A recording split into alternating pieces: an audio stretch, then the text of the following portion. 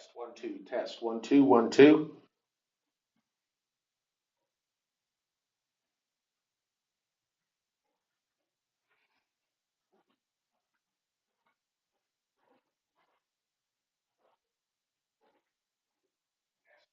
Test 1 2 1 2.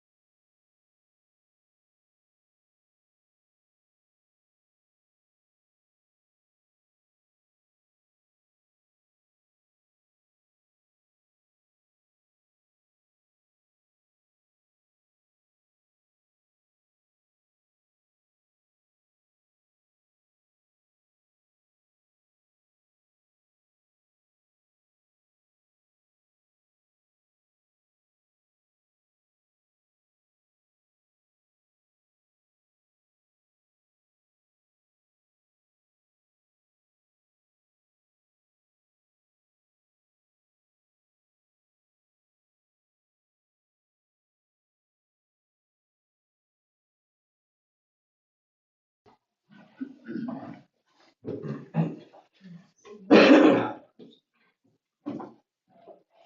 we'll go ahead and call the meeting to order. First item on the agenda is approval of the agenda.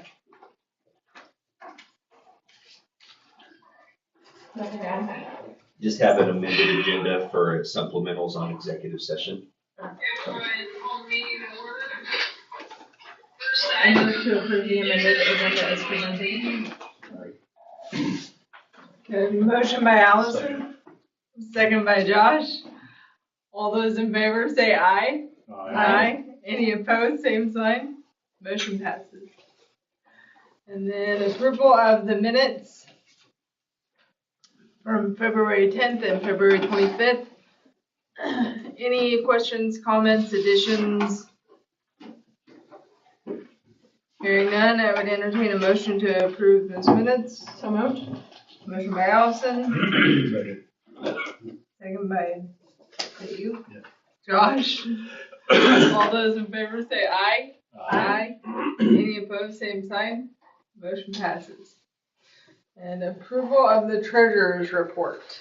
That is uploaded for you to view.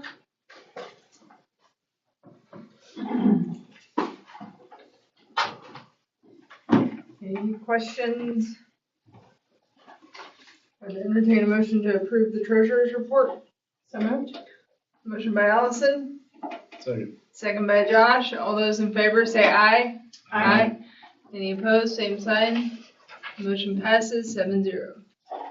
Approval of the invoices. Are there any that you would like to call out, Bobby? Yeah, so one item last month, you're gonna see reimbursal for mileage for our parents in and around Wilson. That was only one way, and we needed to make sure and do a round trip. So you're gonna see another item on here that's for the round trip rather than just one way. So wanted to clear up any confusion on that. And then the other big ticket item that you're gonna see is our graduation alliance bill for $163,000. That's normal. That's our normal monthly allotment for our credits that we are reimbursed for from KSDE. So those were the big items. Any other questions? Okay, hearing none, I would entertain a motion to approve the invoices as presented. So moved. Motion by Allison. Second. Second by Josh. All those in favor say aye. Aye. Any opposed, same sign. Motion passes 7-0. The reconciliation cash balances report is up for your view. Everything's reconciled and balances to the bank. And then recognition of visitors. There's that.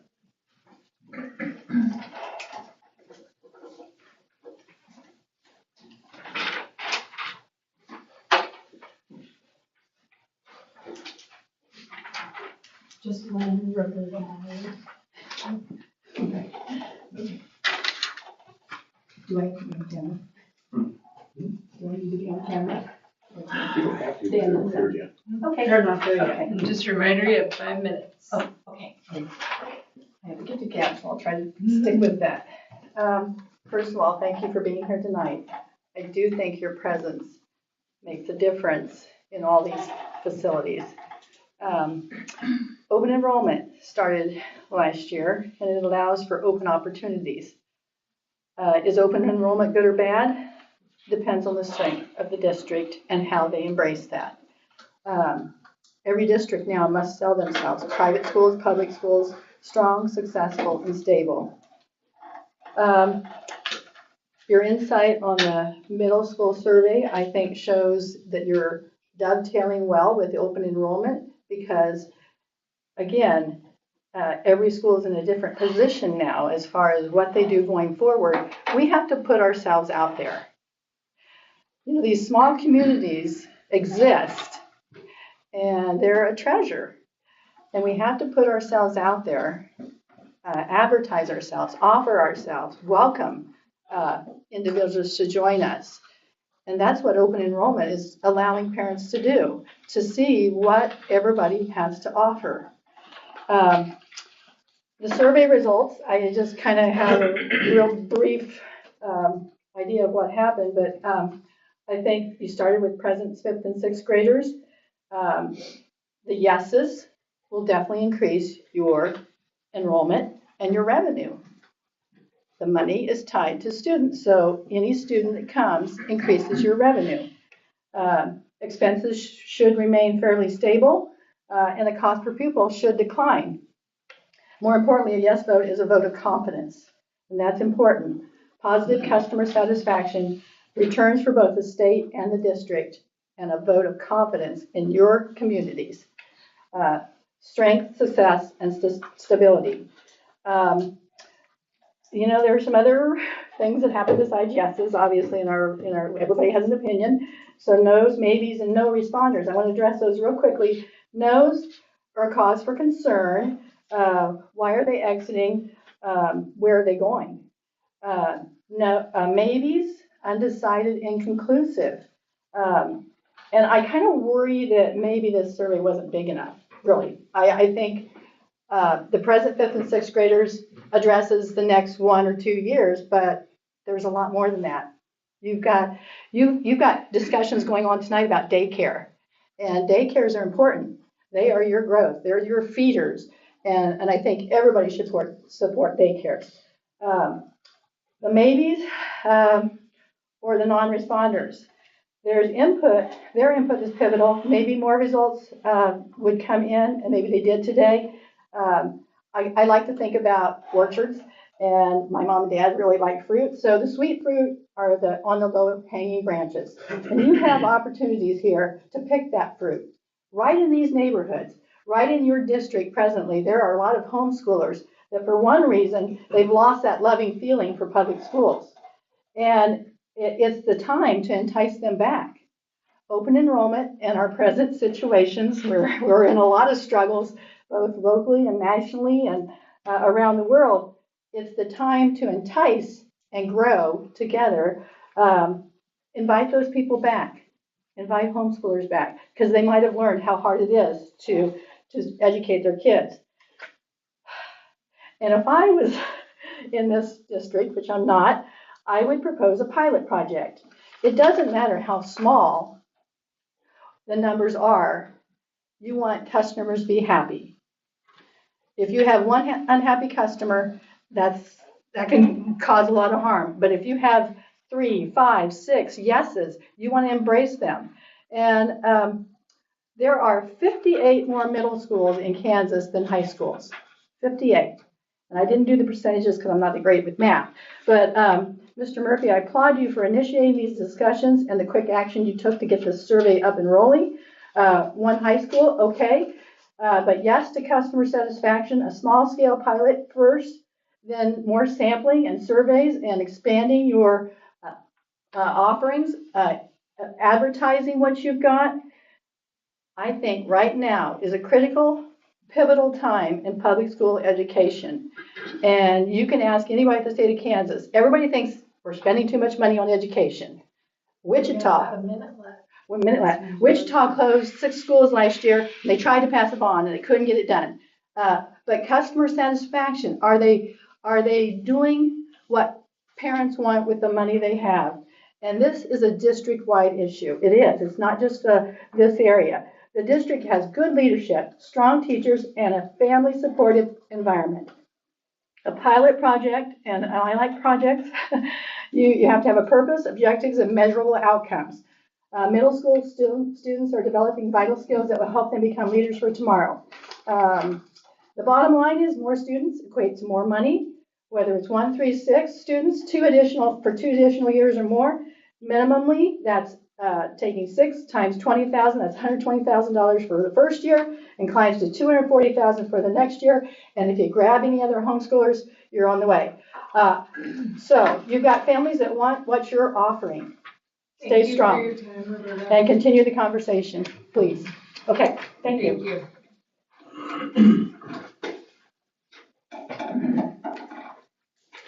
Okay. And And next item on the agenda is administrative reports. So we do have a couple of our principals that are still in building for parent-teacher conferences.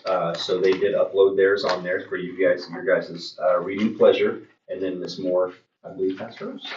I just want to say thank you for coming. It does go a long way in showing your support for our school and for our community. And so I appreciate you all being here tonight. It was a nice night to drive up here. It was nice and warm versus what we've had the last few times. On Friday, we ended our 9 weeks, and so successfully, and we have had the last 4 days off.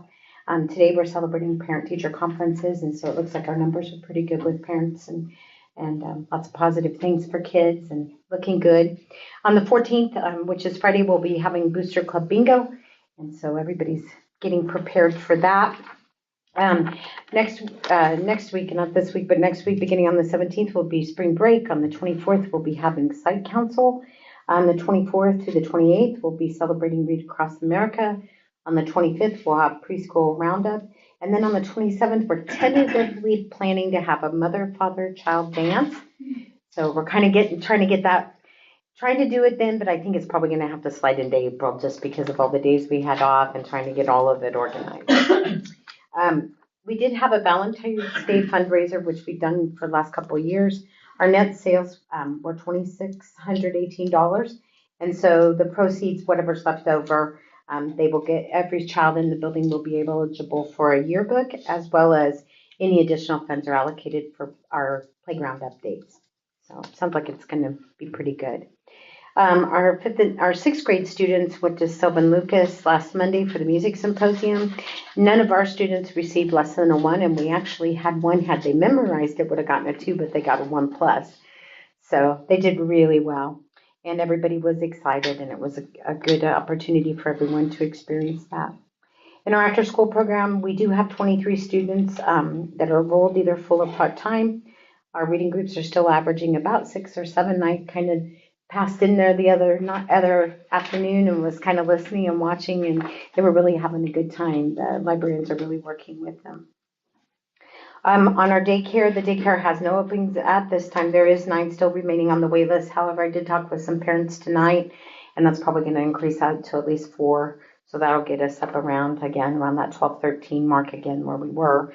We're still in the process of getting the playground fencing for them and get that done. I've sent Mr. Murphy the beginnings of that to get that approved, to get that started. And then we're working on that expansion to get all of that done, the ladies and I. Mr. Murphy's going to cover a little bit more, but I did want to give you a little bit on the middle school expansion. The surveys results didn't really conclude. It's kind of one of those things. We're kind of on that. Do we go? Do we not go? And originally, Mr. Murphy and I kind of said probably shouldn't go, not enough. But then we found out on Friday that maybe not everybody got the survey. So I'm not sure how that, because I sent home a Classroom Dojo, which is how 5th and 6th grade do our parent communication. And then I sent home a paper with the survey link on it for them to scan a QR card. So I don't know, you never know if kids get those home either. So that was one big thing. So tonight during parent teachers conferences, those are going back home one more time. And I've set up a new survey receiving sheet in Google to receive that new one, just to make sure that everybody has an opportunity to participate in that. And so, if we did decide not to go this year, we would continue to take a look at this for next year, because I think it's a phenomenal idea. And I've heard really positive things, and even 4th grade parents and 3rd grade parents talking with me about, that would be a good thing going forward. So our site council did meet. We discussed the mother, father, child dance, and also some previous information about KEYS and some other things we've been talking about all the way through. I did tell you about the cool rug that we bought in preschool, and so I shared with you a picture. It was really cool. I was in there, and they were so excited because they were able to, they can't touch it, obviously, but it was so big. And so that teacher, we just purchased some really cool things to do with alphabet and some other fun things for preschool. So it'll create an environment for STEM to grow and give those kids those experiences. Our enrollment has not changed. However, I have received notice that there are 2 students that may start with us the week after spring break. So that'll increase. There's a kindergartner, and I believe it's a 3rd grader that will potentially come in. And there's 2 more that are discussing coming in from Russell. And so if those come in, that'll be 4 coming in before the end of the school year. That's a pretty tough time to come in. So again, thank you for coming. Do you have any questions for me? Thank you. Yes, thank you.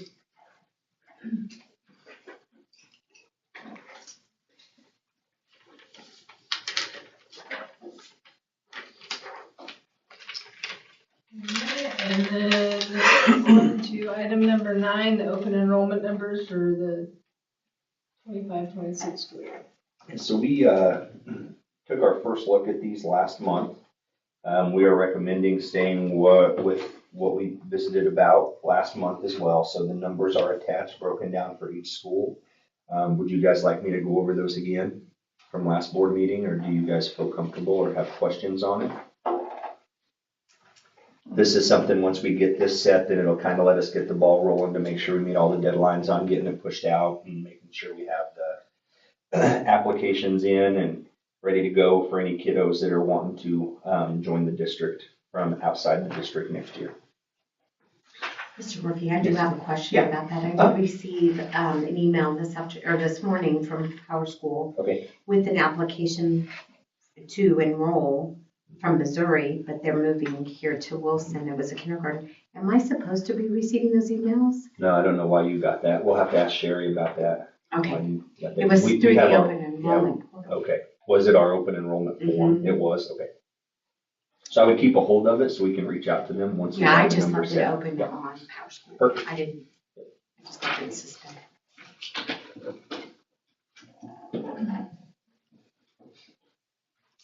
Okay, I would entertain a motion to approve the open enrollment numbers as presented.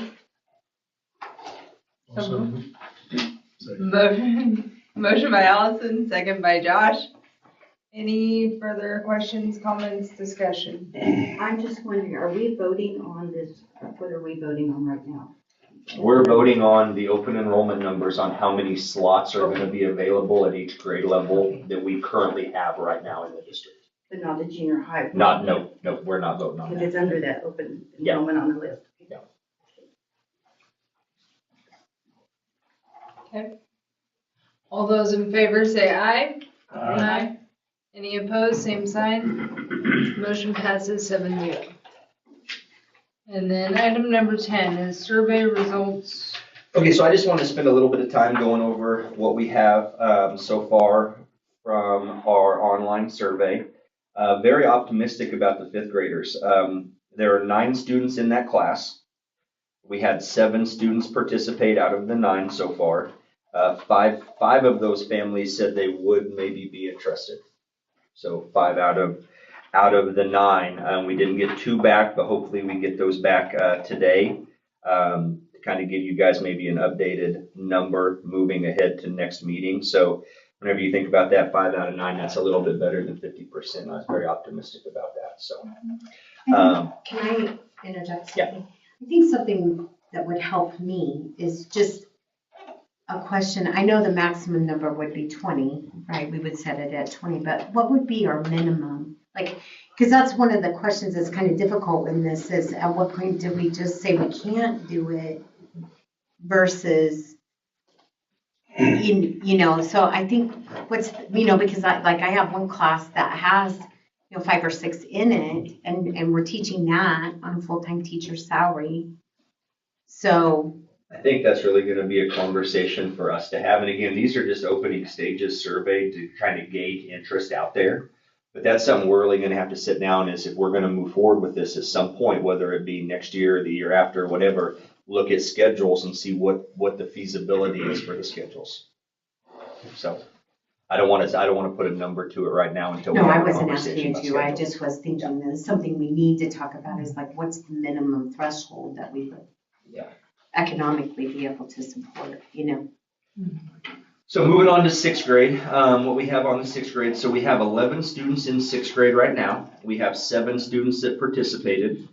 4 of those families said they potentially would be interested. So kind of maybe the maybe side of it. So we have 4 out of 11 right there for the 6th grade, but we do have 4 that didn't answer the survey. So we're looking to try to get some feedback from those guys during parent-teacher conferences to move forward on that and kind of give you guys an updated total when we get there. So Ms. Moore talked about sending it out Class Dojo and also a note sent home. I did get some information that we had a parent not get it, so I reached out to them via email this weekend and tried to push it out to them to get it.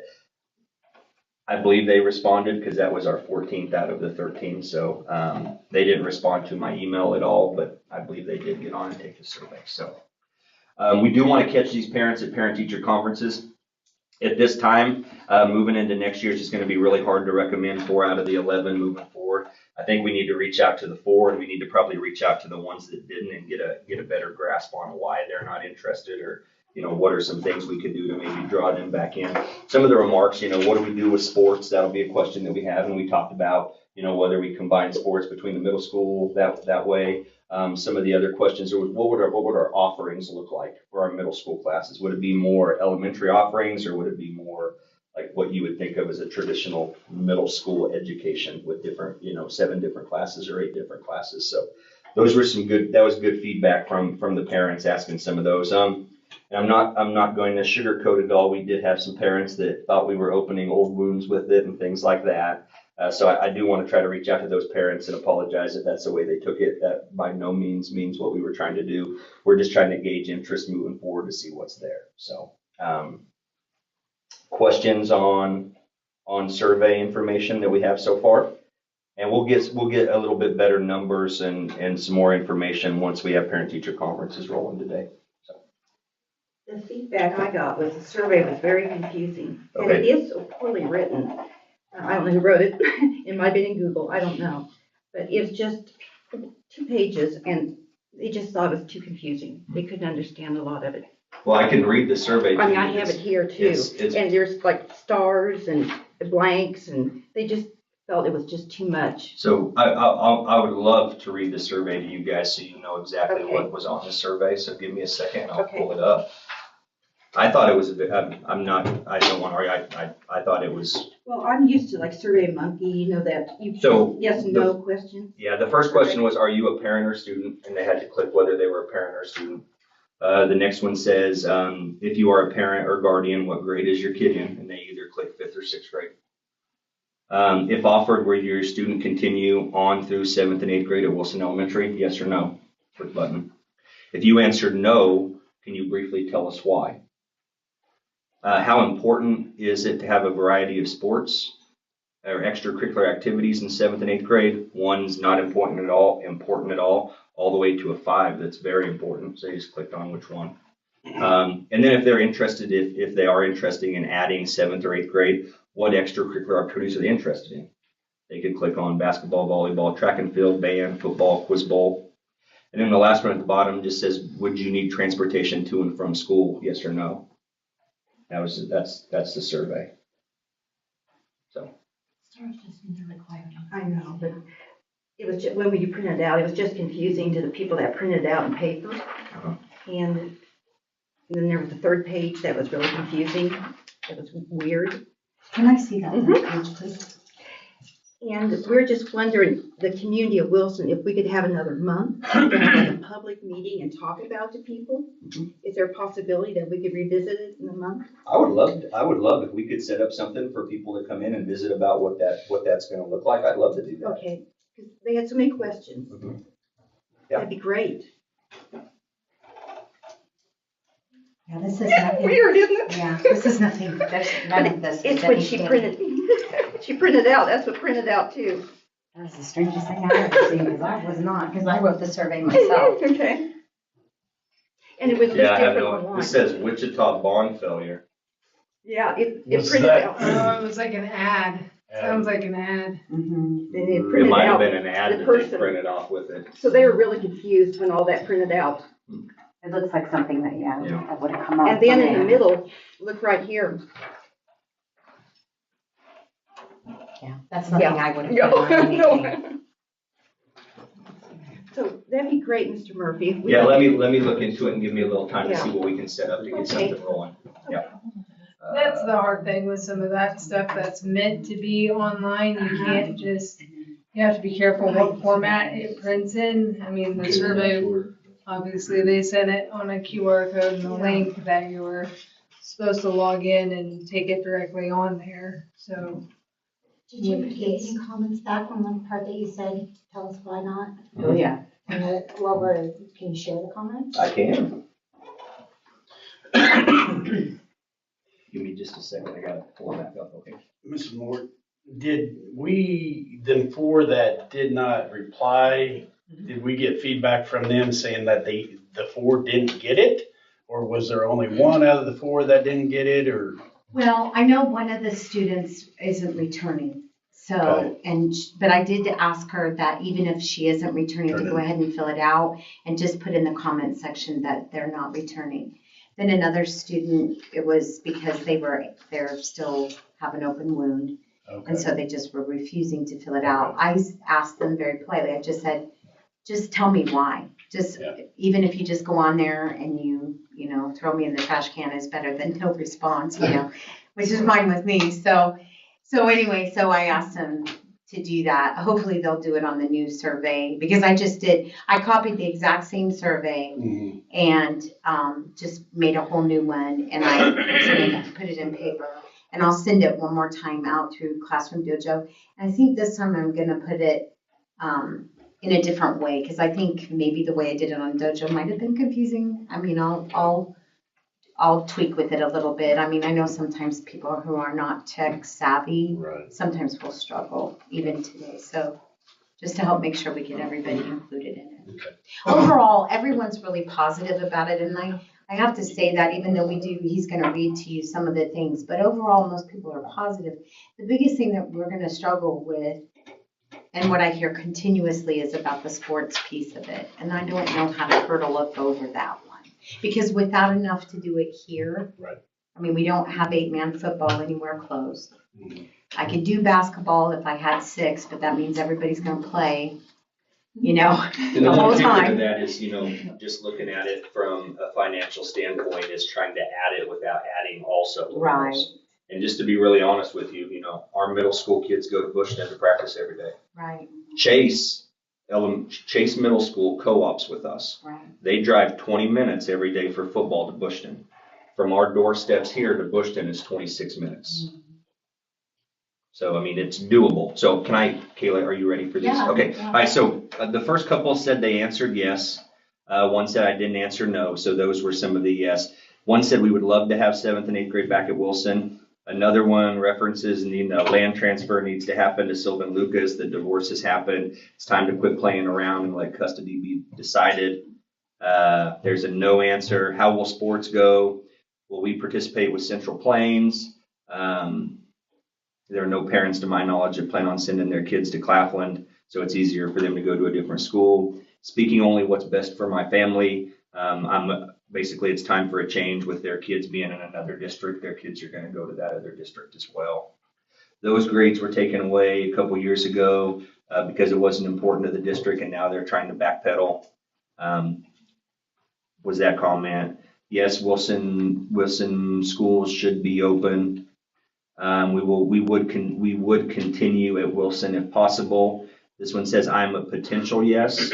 I would appreciate some non-sports extracurricular activities.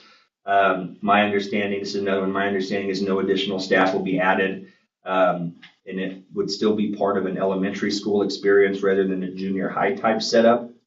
I would assume there would be no sports at Wilson, which is another aspect of this age group. So And the focus from my side of that is to give these kids an actual middle school experience.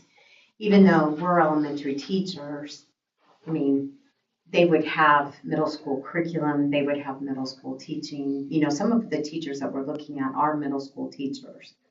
So, I mean, they were licensed middle school. So it's not like, I'm K-6, but I've taught college. I mean, I have those experiences that can. That's why we feel a public meeting would really help us answer those Right. questions. Mhm. And I don't disagree with you. I think it's a good idea. give me a little bit of time to get that set up here in the next week, and I'll see what we can come up with. Okay. Kayla, what was the place that we had the meeting with the new principal? What was? The senior center. Senior center.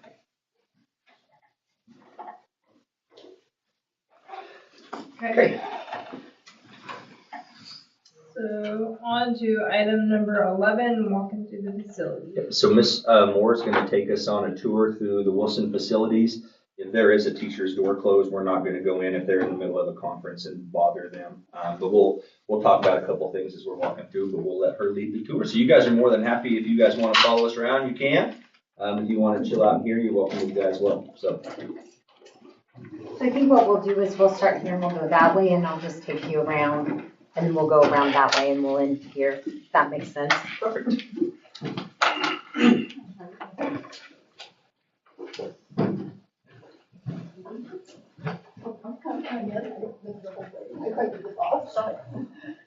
You might know where everything's at, though. Well, I know where the conference, or the. How are you, sir? I'm alive. You're alive. That's good. Go ahead, you're. I'm not gonna lie. Oh, You're you're not important. very much. Hi, I'm David. What's your name? Roberta. Roberta. Okay. Yeah, I'm a retired teacher. Okay, so this area, we actually have one of our, after this was putting a mural, there was a trophy case that was there that we took out. So, well, one of them had trophy case and one had stickers. I think the other one did. Okay. Anyway, they're gonna put a mural here. This is a post broken, it's not this. That was just a storage.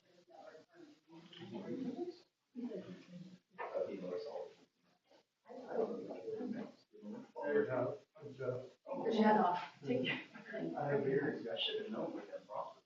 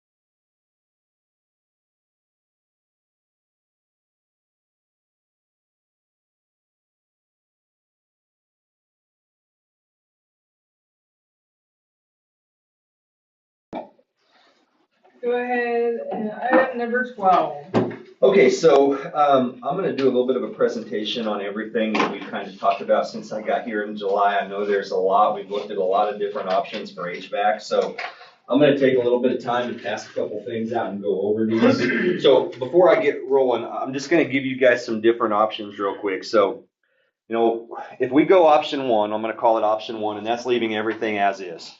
Okay, that's not any air conditioning to this building at all. Okay. If we did that, we'd have to have a conversation about whether or not to leave the daycare open over the summer.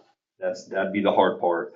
No AC for school next year, and we'd have to be on some sort of a heat schedule that could involve an early dismissal if Tim's kind of reached a certain degree. So that's option one. I don't recommend that, but there's really no right answers to this. So this is a tough decision, guys. So this handout right here is. You guys are familiar with this because Train gave us this back in 2022. So you can see all the options that are on there, and some of you probably already have seen these options before.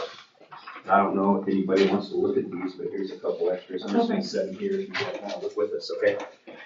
Can I take one of them? Thank you, sir. Okay, so when they presented this in 2022, you had some different options on there, anything from $350,000 at the time on up. Jesse Pepper is the guy that we work with through Train, and he sent us an email on October 31st to the district buy a new IntelliPack unit that would replace the existing unit up top, and he estimated around $250,000. But then we would have to orchestrate a competitive bid for the installation of that. And then you're talking about hiring a mechanic, and then any mechanic or electrical. So he thought between $60,000, $65,000 for the electrical side on that. So you're looking at the budget for that one, exceeding the $360,000 mark or more. So that's really replacing kind of what's up there. And again, I'm not an electrician, but that's kind of the numbers that they shot us back in October. So I have that down as option 2. Okay. Questions on that? And I know we've talked about the Train one before. This does not change out any of the controls, and it doesn't allow us. We would have to work through EPM to have the specific rooms turned on and off if that's what we decided to do. So that's option number 2. This one is one that we've seen as well through Cruise Corporation. So I'm going to pass this one back out. I did talk to Jeremy today a little bit because the one kicker with these split units is we have to have fresh air from outside to bring in. We were planning on using the unit we had up there to bring in fresh air. That's no longer a viable option. I'm going to keep one and then I'll pass that to you guys as well. So talking about this one just a little bit, this is split units in the rooms. Whenever I talked to Jeremy today and asked him what other options do we have to bring fresh air in? We don't have the unit up top anymore. He said that unit would have to be removed. They would have to bring in another unit that was specifically designed to bring fresh air into the building. Okay, that's for most of these middle classrooms, middle offices that don't have any way for an outside wall to bring fresh air in. So that he shot us a number of about $343,000 on that. But he said we needed to plan on probably $500,000 once we got done bringing the unit in on top to bring the fresh air in. And those would be the split units. Just to be very clear, those are cool only. Those would not have any heating component in them. The heating components would be a little bit more if we went with something that had a heating component in it. You have better control of the controls now, by turn on. Well, right now with the heat, EPM has it controlled the way we have it set up, and we haven't really got into trying to control anything for this summer yet because we don't know what that's going to look like. Does that answer your question, Dalton? Yeah, I didn't know if you were still shutting rooms off for heat now. Were you able to control that with the boilers? We are, as long as we have to call EPM and they have to set each room for us, yeah. Okay, so that's the split units. Fred, I believe it's Malacott, and we put this one on there. This is the HVAC engineer that we reached out to give us some options. This is one you guys have seen before and the options that he's presenting. I have talking to Fred have been able to talk to Fred multiple times. You have that one printed off, awesome, okay. So he did have option number one, which is replace the existing train unit up there with an engineered air unit, modifying the control sum so you can see the installed price, the control price, and the engineering fees on there. So, you're looking anywhere from one of his three options, $530,000 on up. Fred is on call today. If we do want to give him a call to ask him any questions about this, we can do that. So if you guys would like me to do that, I can do that for you as well once we get done going through this. I did talk to him about other options, and he said, I talked to him about split units, and he said bringing in the fresh air from outside is going to be the hard part. Where do we get that fresh air to keep that where it's being cooled correctly? He talked about, I said, well, what about window units? And he's talked about, well, usually those are subcontracted out. If they go in a window, you have to think about the look from the outside of it, what they're going to look like. He said, I can help you with how many square footage, you need for window units, but they don't, he doesn't really shoot any window unit prices. So that's an option as well. One option that I want to bring up, talking with the Kermers, this one's a little bit bigger packet, and you're going to have to hang with me to walk through this one. So the first page that's on there shows the current setup for Wilson Elementary School. And I'll walk you through this a little bit more. This is using the electrical system we have in place. Okay. So, if you turn the page to this page right here, this second page, okay? I'm going to kind of stand off to the side. So if you turn it to the second page, you're going to see 103, 106, 107, 108, 169, 170, 171, 174, and 175. Those are rooms that have double breakers, okay? So we would have the opportunity to isolate those breakers, put a 110 window unit in, okay? They cover, the biggest one we could find is about 700 square feet to help cool those rooms. Some of those rooms don't have double breakers for the outlets, so you plug them in, you're risking popping the breaker every single time, okay? So rooms 162 that I have marked and 166, those are the daycare rooms, okay? We could do 2 split units in those rooms, okay? And either use the 50 amp plug that's not being used, the 50 amp breaker that's not being used down there to supply it, because they both would need 20 amps, okay? So 40 amps. That would be what would be considered the short run that I have marked on there, okay? If that one does not work, there is a box that we have back here in the back that we could do a long run and put those same 40 amps that we would need for those split units on there. So I had the Kermers come in and price us 2 units on the next page, okay?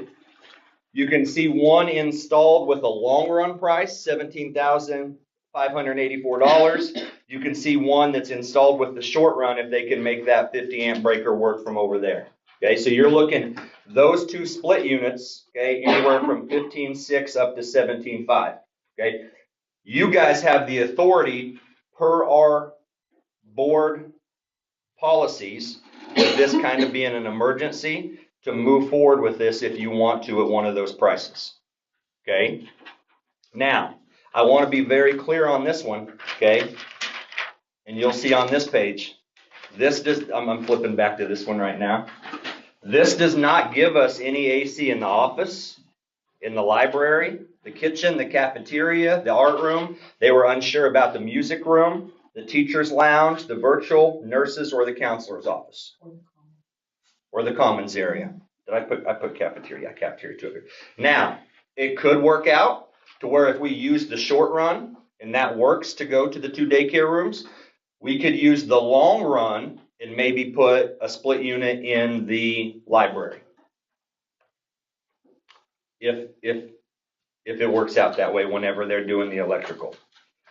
So this option right here that we're talking about has, I just priced some on the back. This is a 110 unit. It's a 700 square foot window unit.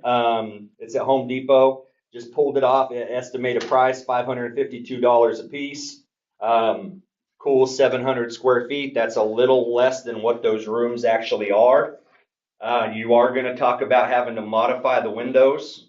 We're going to have somebody to come in and modify those windows. Guesstimate probably $1,000 a window to modify it for these window units in those 9 classrooms.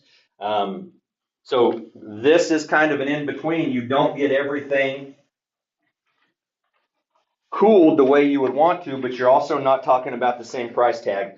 I would estimate that somewhere between $30,000 and $60,000, depending on if we had to do another split unit to the library. If we could.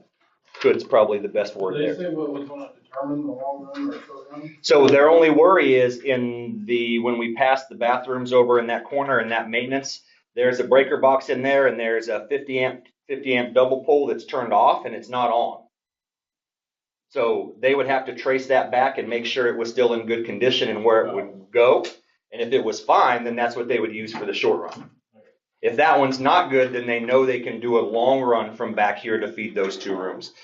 Really anything more than that, we're talking about more electrical.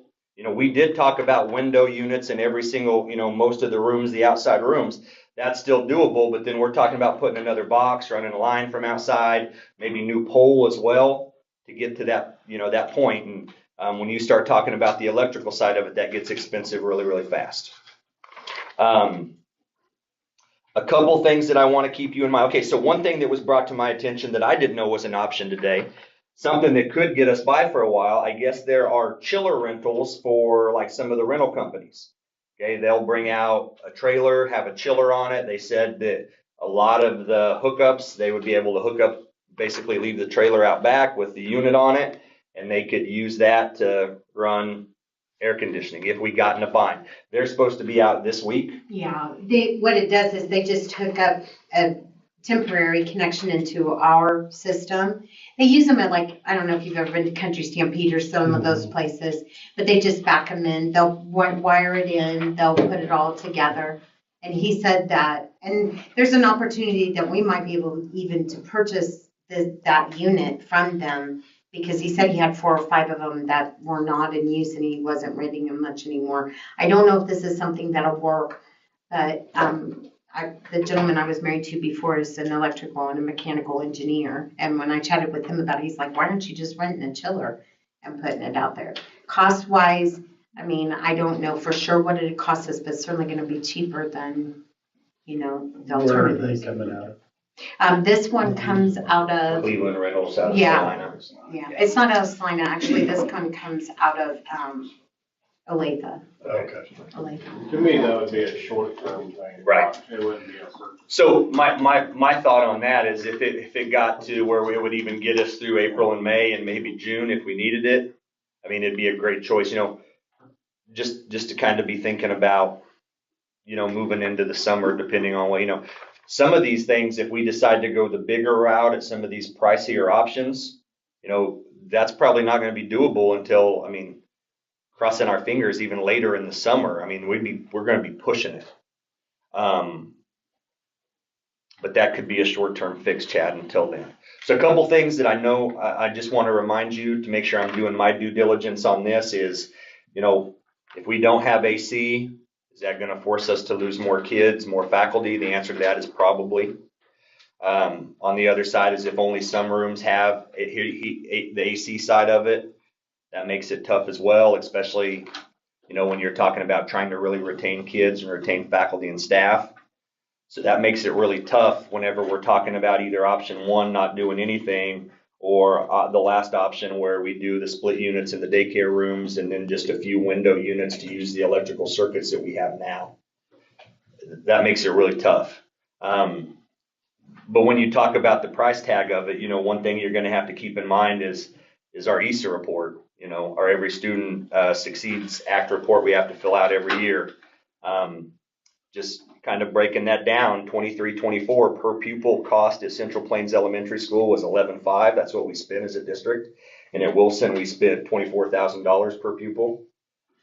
If we put another $300,000 to $500,000, that $24,000 per pupil mark is going to go up to probably around $30,000 for per pupil at Wilson. So when you look at, at Central Plains Elementary School, we're spending $11,500, and at Wilson, we're spending $30,000. It's a pretty wide gap. Now, that's just a report that's filed on our building report, so it's not like they're holding it to something, but that's something that, I'm just trying to make sure I look at this from every angle to give you as much information as possible on this. This is a big decision. You guys have those capital outlay items in that report? Yes, yep. So like the HVAC at the high school? That'll be added in there, yep. That number will go up? Yeah, and I don't have the high school broken down in here. Don't hold me to this number, Caleb, but I think the high school last year was 18,000 per pupil. So it'll go up with that. So it'll go up too. Well, I estimate all of them going up. They're all going to go up every year. So I just wanted you guys to be aware of what that gap when you're kind of compared to elementary schools could look like. If, what you guys decided to do on that. If we want to, it's just hard because we're coming down to the end of this, with the chiller rental, if that's a possibility, I do want to explore that and see what that looks like to give you guys some more flexibility or options. And I don't know, Ms. Moore's setting that up, and Ms. Moore thought they would be out this week sometime to kind of give us what that looked like so we can present that to you guys as well. Did ballpark a price at all? Well, the Paul Park, he just thought he was just connecting into us and we were just a standalone system. When he heard the word EPM, that kind of set him running. So I don't want to quote you a number because the number he gave me was if he just direct lined it in and that we controlled it, through the system. But because we have EPM, that kind of puts us in a different line. I do want to say something from an administrator, but I also say this from a teacher perspective. When I met with teachers on Friday during our staff meeting, one of the things that came up, and I expressed this, the students that we have in our school are our single most important asset.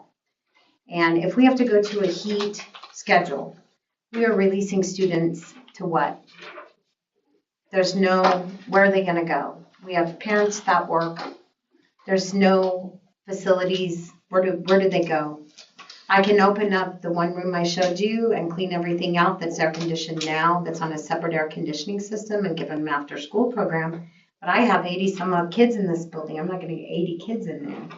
So that's one of the things that the teachers really wanted to express. They're willing to do, and it was really heartwarming to hear what they said. We do whatever we had to do to make sure every kid got what they needed when they needed it.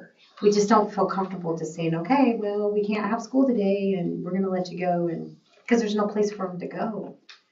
That room, how is it air conditioned? It's a separate unit that was installed that's just for that room. It was utilized as part of the ag. Gotcha. Did Germer say if we did something when they would be able to do that? I asked him if they could get it done by the summer, and they said they thought they'd be able to squeeze it in. On our map here, which room is that again that has that separate air conditioning? It is room number.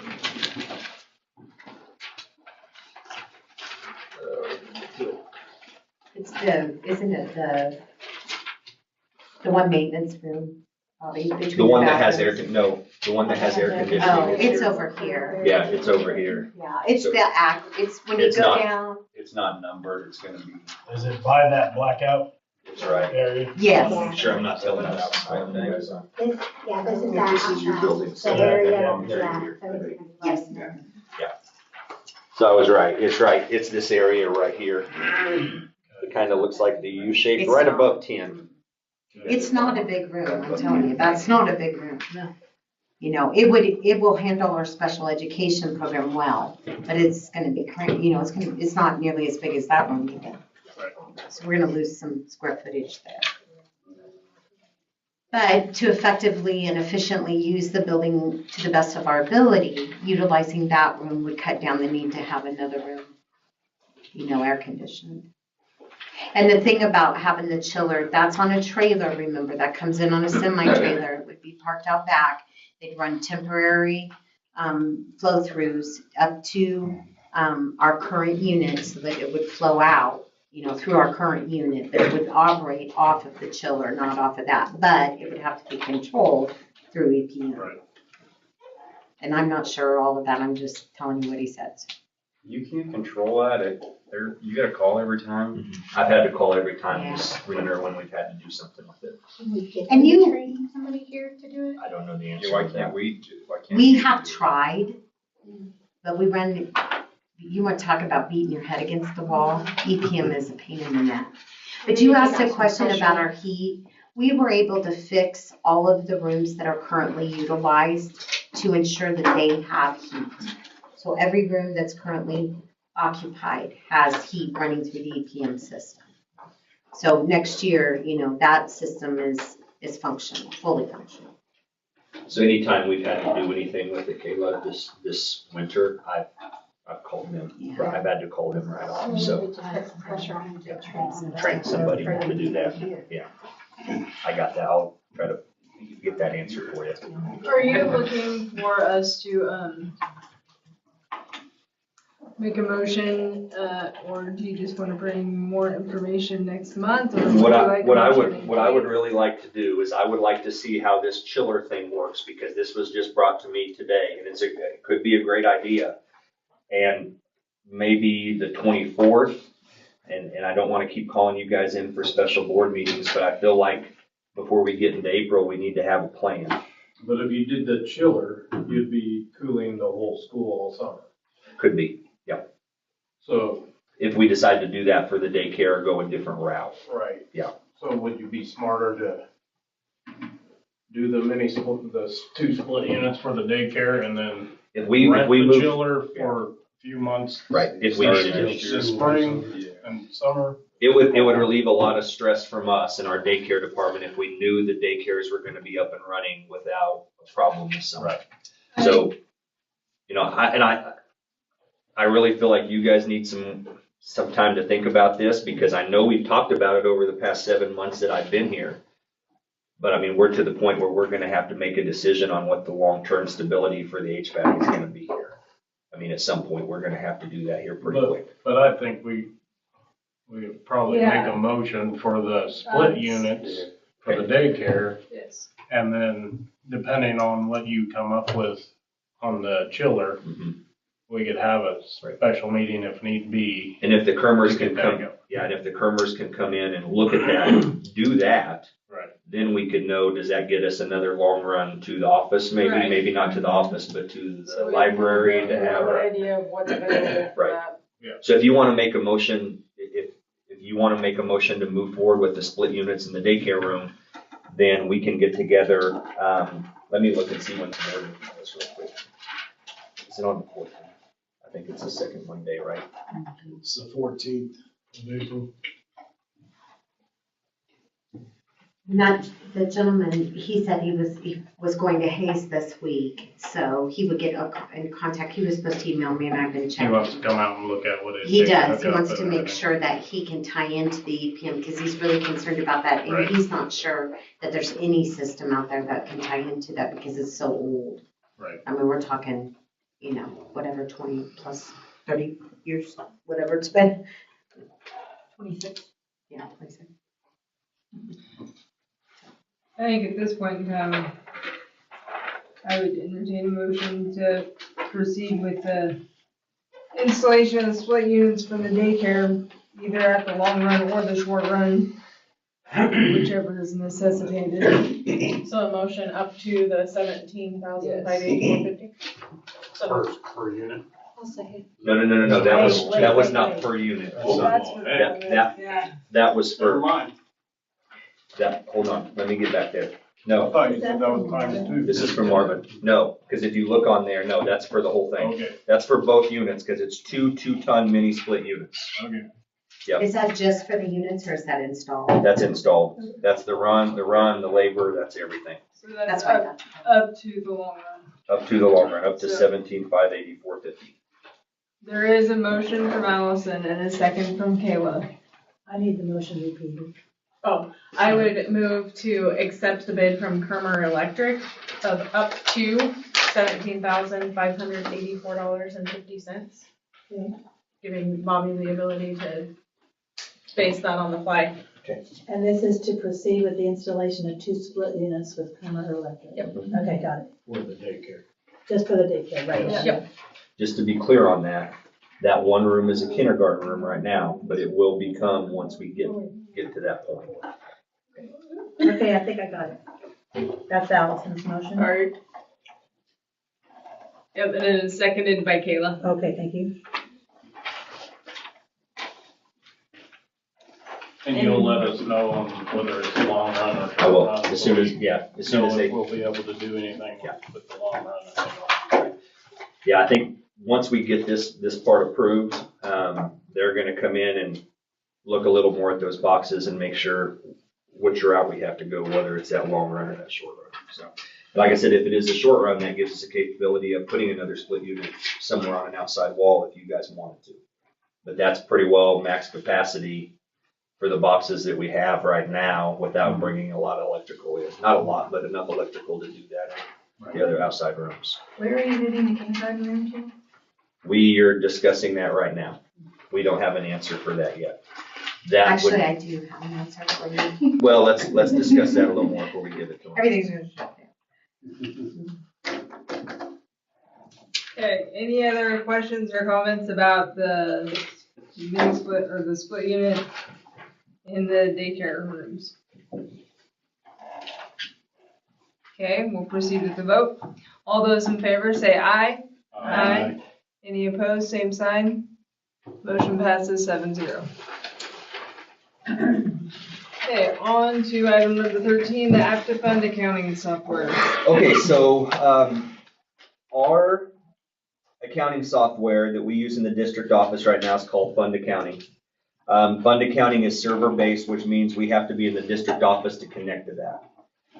So we've been without heat for a while in there. We finally got heat back this week, so it was nice. But there were some of those days it was really cold that I think our secretaries could have done some of their things from home and not have had to been in there with blankets on and some of that sort of stuff. But the grant that Scott got us hooked up with is to move to Aptifund Accounting. Okay, this is a cloud-based program which allows us to access our accounting software anywhere. The breakdown though is going to be a little bit different. So the total cost for the training and the Aptifund is $30,000. Our grant that Scott was fortunate enough to get is $16,800. So that leaves the district funds $13,208 if we decided to move that way. The annual fee is $7,719, which is comparable to what we pay now for Fund Accounting. So I think a way to look at that is just like it's a matching grant. I mean, so many of those grants are anyway. They raised their quote from March to October. But Scott, there was some about the training side of it though, right? The training side of it, there are pieces of it that we might not have to have on site that we could have virtual and not have to pay for somebody to come in on site. I'd save a few thousand. I mean, for the training, they raised the price for March. So it might not even be quite this much. Might not even be quite this much. I don't anticipate it being over that. Yeah. But I don't think it's going to be that much once we get the training down. So there is some tension there just because it's learning a new system and some of that. But Diane has, she's gonna do it. She's gonna be okay. But it is some transition there, learning something else. The best changeover time would be mid-fall after school started. So we have school started, everything, and then we can kind of dive into that and get it rolling. So when you transition to that, will you go backwards to the start of the fiscal year and run both systems to make sure it all matches? They're going to do the conversion. That's why we so they'll import all that. picked Aptifund. There's a couple of other ones out there, but we picked Aptifund because it's owned by Harris School Solutions, which also owns Fund Accounting. Okay. So they can upload everything. Okay. So I was shooting, we have to do it now to get the grant by June 30th. Lucas studied this about 2 years ago to switch to Aptifund, and it was just unaffordable. But then when Scott wrote the grant, you're right, it's like a 50-50. So I'm not going to be stubborn and not accept the grant, because the grant's very important to help offset the cost. Eventually, this district will have to go to something different than fund accounting because they don't support it anymore. It's going to be obsolete.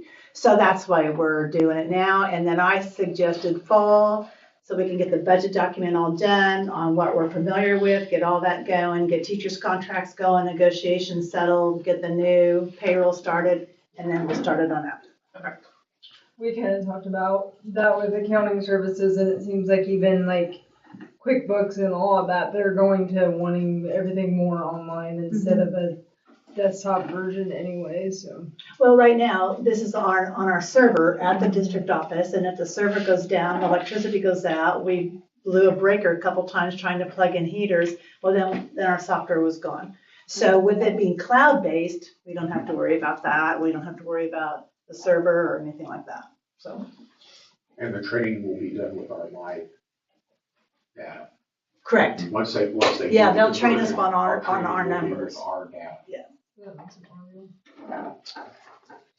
Okay.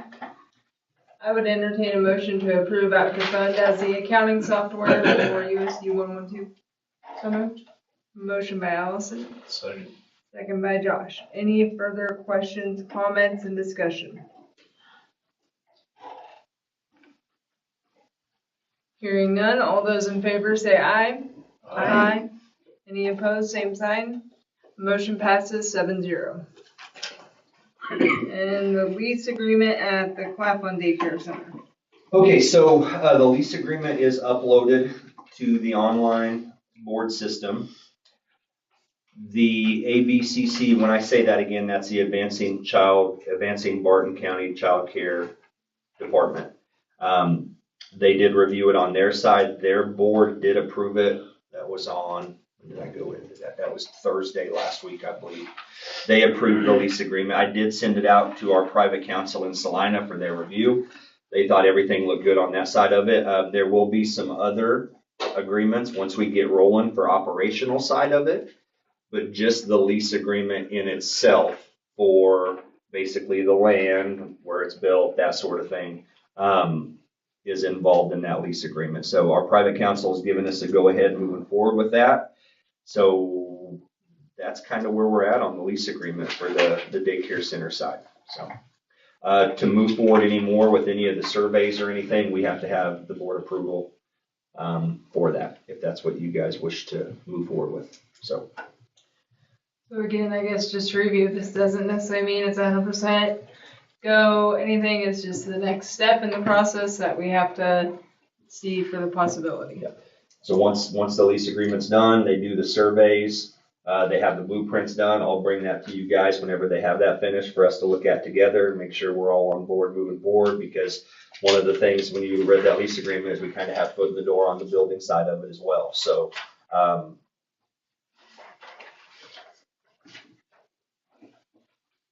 hopeful that would be by the next board meeting, but things with this are going to have to get rolling really, really fast to meet the deadlines for the fall. So.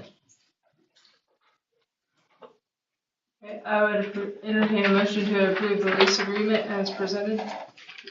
So moved. Motion by Josh. Second. Second by Allison. Any further questions, comments, discussion? Hearing none, all those in favor say aye. Aye. Any opposed, same sign. Motion passes 7-0. Go for it, Josh.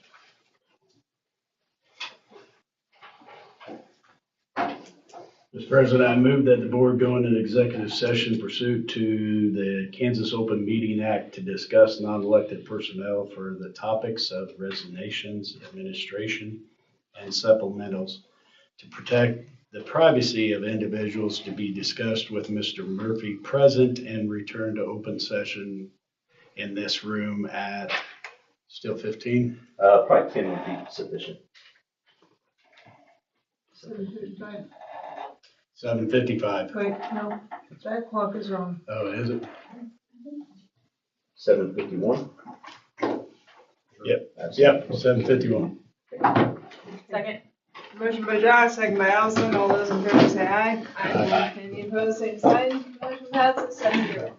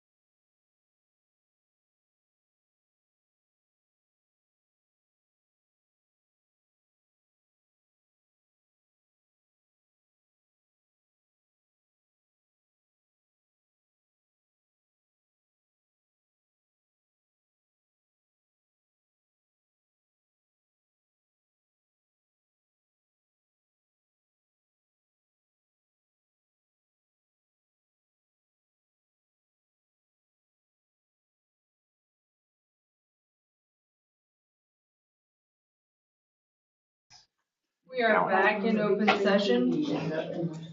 I move to approve the resignation of Daisy Adams as first grade teacher at Wilson effective the end of the 2024-2025 school year. Motion by Allison. Second. Second by Josh. All those in favor say aye. Aye. Any opposed, same sign. Motion passes 7-0. I move to approve Shaylin Sheehy as the principal at Central Plains Elementary School for the 2025-2026 school year, with salary to be determined later. Motion by Allison. Second. Second by Josh. All those in favor say aye. Aye. Any opposed, same sign. Motion passes 7-0.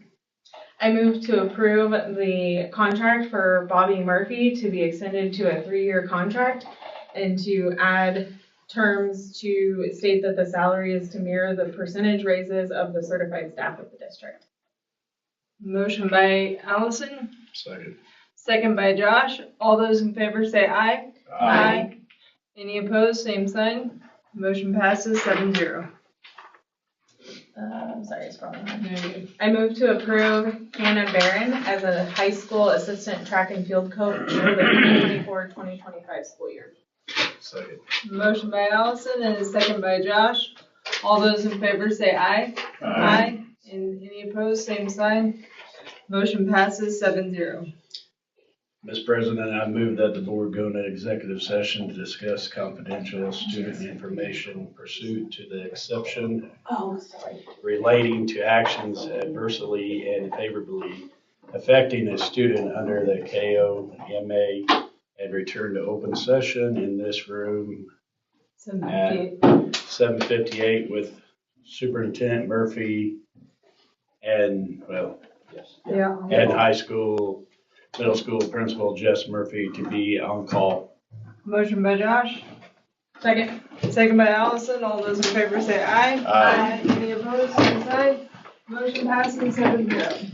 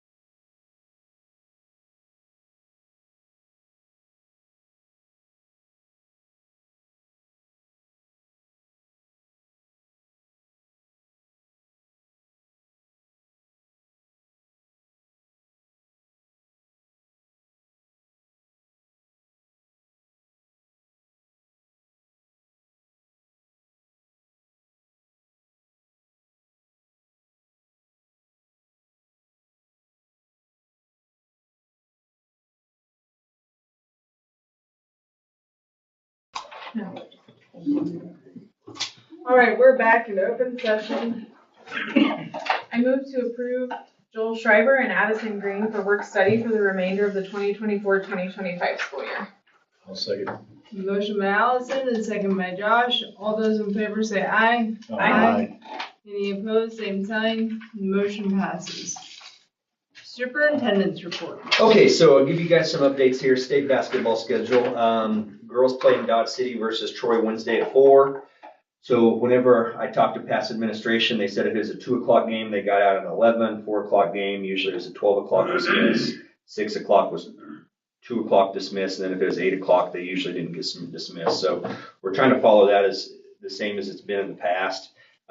So school will be dismissed, Central Plains Elementary School, Middle School, High School at 12 o'clock on both days. Whenever I talk to Miss Moore about this, they don't, whenever we've done that before, Wilson still has school. They move forward. So I asked them if that's kind of where they were at with it still, and they said, yep, they want to continue with school. So that was that part of it. If we are fortunate enough to win, either one of those will play on Friday, Saturday. And then again, I listed the schedule on there. I don't remember if it was the boys or the girls, but if one of them are fortunate enough to win, I know one of them plays at 2 o'clock on Friday. The girls play at 2 o'clock on Friday. 4, yeah. So we do have hotel rooms right now, and it'll just depend on whether we win or lose. I know the girls are going to come back Wednesday no matter what. Coach Stiles wanted to come back. And then if we win, then we'll go back up on Thursday. And if the boys win, then they'll stay. And then if the girls had won Wednesday, then we'll stay. So it's kind of a lot of ifs, ands, and which ways this go and that way. So it's kind of the breakdown for that. So we've also been working with Lee Birchfield quite a bit the past couple weeks. We've tried to been working on getting that layout nailed down, because when we met with the contractors, until we have that layout nailed down, it's going to be kind of hard to move forward. So we've been really working on that. Once we get that nailed down, we'll be able to move forward, trying to get a more of a hard number from those for estimates for you guys from the contractors. I did attach to our board on superintendent's report the kind of revised plan that's on there. We're still working on a couple things right now. So the daycare rooms and the walkthrough and the bathrooms. We've talked about windows a little bit. We've talked about maybe a connecting door from the kindergarten rooms. So we're supposed to get another plan. We talked about making the girls' restroom a little bit bigger and doing away with the utility and keeping the storage. So running all that by our administration at Central Plains Elementary School to get their feedback as well. So we're still working on this, and I'm hoping to have an updated blueprint maybe within this week to kind of give to you guys in weekly announcements. So moving on, for the executive director for daycare operations, we talked about. I wanted to spend a little time visiting with you guys about this, because I don't know if I wasn't clear, I wasn't understanding. Advancing Barton County is still interested in going halves with the daycare executive director with us. They want that executive director to be in charge of all the ones in Great Bend that they have, plus the Claflin one, plus the Wilson, plus the Holyrood ones. And they're thinking about like an $80,000 salary for that person, that we would have like half of that. I have a really hard time with that. And whenever I visited with Sarah, I said, I think for us it might be more beneficial to go our own way and have one person in charge of ours, but also working with me and the Claflin one in case they take it over. Because my concern is we're trying to work on getting the one open here in Wilson, and how much time that's going to take. I just want to make sure the person that we have in mind for that has time to do the district stuff. And I worry with them having all the ties with Great Bend that they're going to spend a lot of time down there. So I wanted to visit with you guys a little bit about that and see where you were at on that. If we have to spend $40,000 on a salary, we might as well spend $40,000 on somebody we know is going to be here. Thoughts? I agree with you. Yeah, even if you have to spend a little bit more, I think it'd be better to have our own. Okay. I'm not sure how that works in practice. In theory, that sounds awesomely efficient. Yeah. But I just don't think that there's any way with the miles between that they get what they need.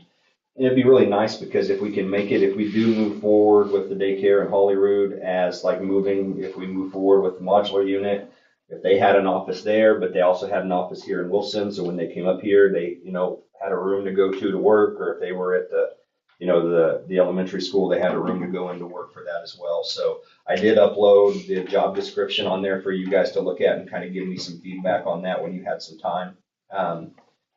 So we'll move forward that direction. Flooring summer rotation, we've been talking to our administration about the flooring, continuing that rotation. So we're going to get some looks at that to continue here and continue at Holyrood. And what's going to be updated at the high school, though, is going to be the entryways, because the entryways are what's being taken out from the flooring that's in there for the asbestos removal. So when we talk about the high school, we already know it's those entryways that are going to get that. Go that direction. So had a technology meeting last week with our technology committee. We're moving forward with our rotation, and we're hopeful that by the next board meeting we can have some of those technology ordering items for your guys' approval to move forward with for next year. We do have a REAP grant. It's a federal grant that we get funds for that goes towards our technology purchases. So we really want to get that federal grant spin up and out of our account as quickly as we can for next year. So scheduling, staffing, talked a little bit about this. We're continuing to work with building principals to work on staffing and efficiency and scheduling for next year. So we're going to continue doing that, and we'll try to keep you guys in the loop as we're moving forward. We got a lot of irons in the fire, but we've really got to start nailing that down this last 9 weeks of what that's going to look like for us in all of our buildings next year. So the other item I did want to bring up to you guys, a little bit everywhere, but I do want to bring it up just because I've had some people ask me about it. We have some big ticket items coming up.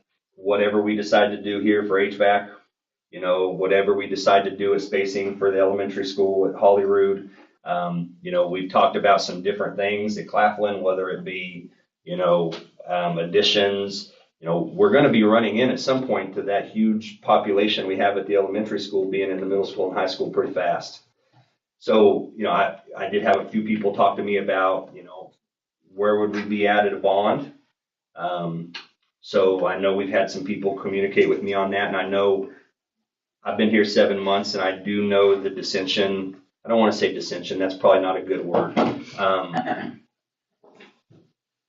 Just the things that this district's been through in the last couple of years, there's a lot of hard feelings is probably the best way to put it. This and this and this. When we're talking about some of those big ticket items, whether it be HVAC or whether it be adding space at the elementary school, that capital outlay fund gets going pretty quick when you start talking about some of those big ticket items. So I did have some people talk to me about, hey, they would maybe be before that. Some people said there's no way that that's going to pass in our neck of the woods. Well, maybe if each school got something, maybe it would pass. So I just wanted to open that up and kind of get your guys' opinion on that. And I know this might not be the best time to do it, but any other feedback or thoughts on that?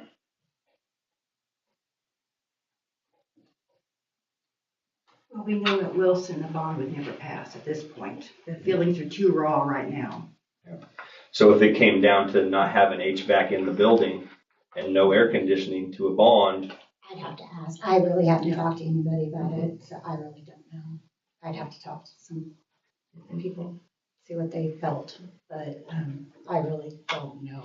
I couldn't answer you one way or the other right now. Okay. You think it'd be no? I don't know. Yeah. I really. Even for air The conditioning? farmers I know, my patrons would say no, no matter what. It's just too many bad feelings right now. They're just hurt. I think we definitely would need to see a plan Yeah. to see what everything, what are we, okay, is it for, a 500,000 or is it gonna be for the $1.3 million units? I think they would definitely have to have, to know exactly what the money would be used for. At least I would, but I really don't know how it would go. My gut tells me it'd be kind of tough, but not impossible. But I don't know. I really just don't know. My view, I think it'd be tough. I think right now we have so many irons in the fire and so much other stuff going on that to do a bond issue justice and to have, a strong feeling which one way or the other, even to get numbers out in front of people to let them know, it just takes so much legwork and time. This isn't really the time to pursue it. Because we don't have a strong enough feeling that it would be worth the effort at this time.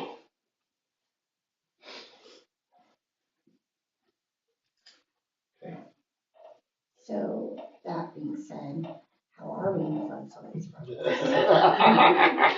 What did she say? That's how are we gonna fund some of these projects? Yeah. Well, we talked about Yeah, our capital outlay fund is in, it's in a good position right now, but and again, all this is just from what I've heard and known. I don't want to get back to the part where I think that we might have been 6 years ago, 8 years ago. I don't want to get back there. So that part just really makes me nervous. I mean, when you start talking about $1.2 million air conditioning systems and $1.3 million mobile units, I mean, it goes really fast. So that's funding some of those is going to have to be a year by year project, and maybe even breaking it up. Like we've had conversations about the modular unit if we move forward at Holyrood, of doing part of it this summer with some of the foundation work and things that need to be done to try to have the unit here next year if that's what we decide to do.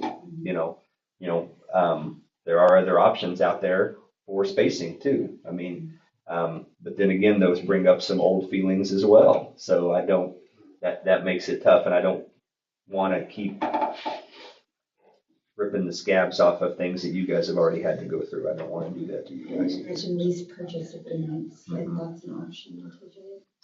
So that would be an option, and then we'd want to pay that one off before we even started, moving forward on something else. And And you have to set priorities, which one goes over which.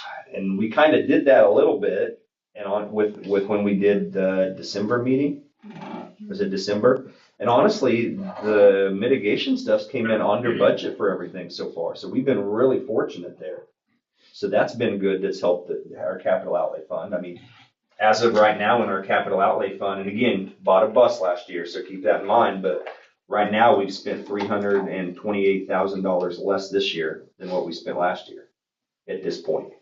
So, I mean, we're in a good spot there. We're hopeful that we're going to be able to put some more of that back, and maybe with our general fund be able to have extra left over to put some of that back to be able to use on those items. But like you said, if we go the lease purchase route, then which one's going to take precedent over the other, and that's hard because you either got air conditioning or you're sitting in classes like this, so that's tough. I don't know with that, but They're both needed very much. so that is all I had on superintendent's report. Do you guys have any questions with any of that I could answer?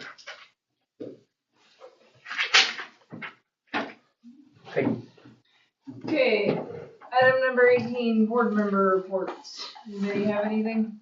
Only thing I got would be, have you found out on the negotiation training if there's an online deal yet? There is an online. There is. Yeah, they're supposed to be sending that out at the end. I don't have the link yet. Yeah, they have. Well, remember we emailed them and they're Yeah. supposed to send us the link. It was delayed. Yeah, we don't have the link So yet. as soon as we but get it's- that, we'll You'll get send that it to to me. Yeah, I'll make a note.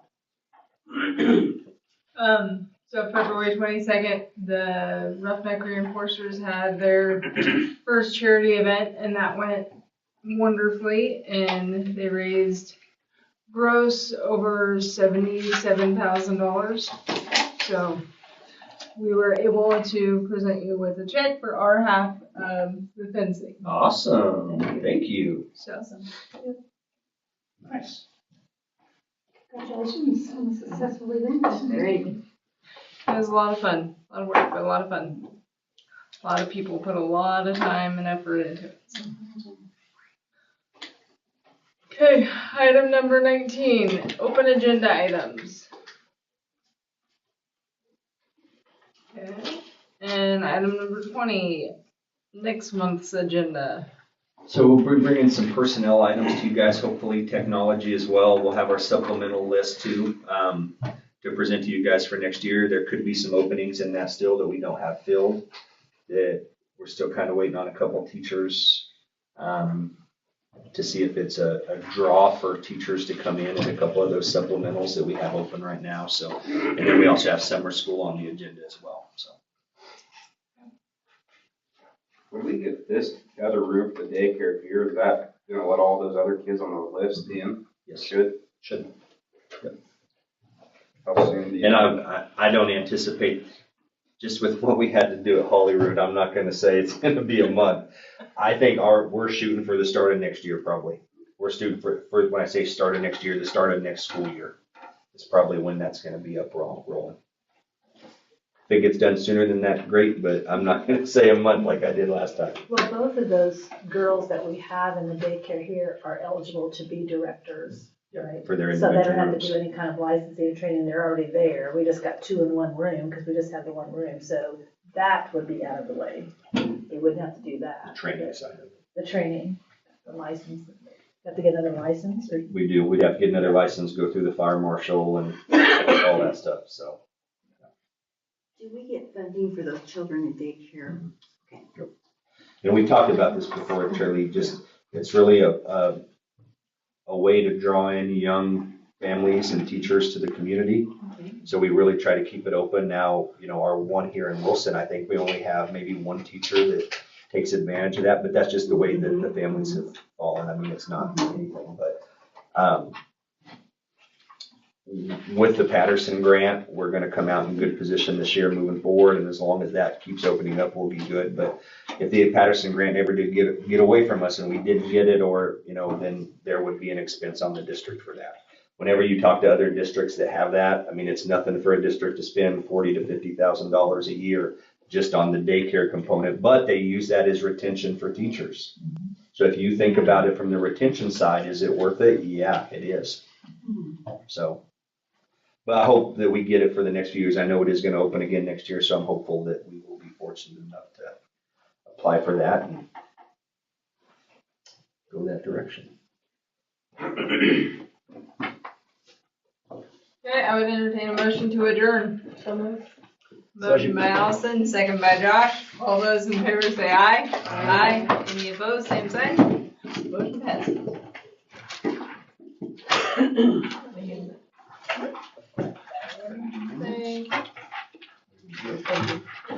Diane, you got Another pen, yes. You have diplomas? Yep. Yes. Freshly. All right. God, freshly- first one was the Freshly hair. breaded. Now, Oh, not even cut yet. no I've seen personal that. space.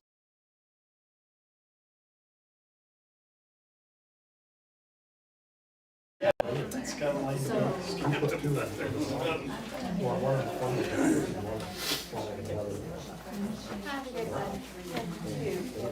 you guys. Kayla, thank you. Hey, I'll get an email out once I hear back from you, Kim, on if they can train somebody. I'll try to get that in my weekly notes this week, okay?